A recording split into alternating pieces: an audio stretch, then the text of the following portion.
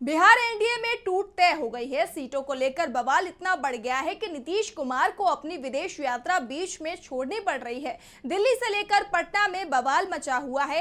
NDA में 6 दल हैं और उनके दावों ने बीजेपी को मुश्किल में डाल दिया है। चिराग के तेवरों से तो साफ हो गया है कि अब वो नए गठबंधन पर विचार कर रहे हैं। बिहार में एनडीए के अंदर घमासान मचा हुआ है। सीएम नीतीश कुमार 7 मार्च को इंग्लैंड के 6 दिन की यात्रा में गए थे, लेकिन सीट बंटवारे को लेकर पूरा एनडीए ही संकट में फंसा तो नीतीश अपनी यात्रा को 4 दिन में ही समाप्त कर दिल्ली लौट आए।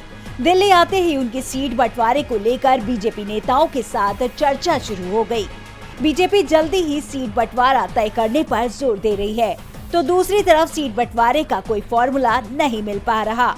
दावा किया जा रहा है कि बीजेपी ने नीतीश से जो वादे पहले किए थे उससे पलटी मार ली है। अब बीजेपी को जेडीयू को सिर्फ 12 सीटों पर समेटने की तैयारी कर रही है, जिससे दूसरे सहयोगियों को भी सीटें दी जा सके। लेकिन जो खबरें मिल रही हैं, उसमें साफ है नीतीश कुमार 12 सीटों पर तैयार नहीं है। तो दूसरी तरफ चिराग पासवान ने साफ कर दिया है कि उनका गठबंधन जनता से है, किसी पार्टी से नहीं।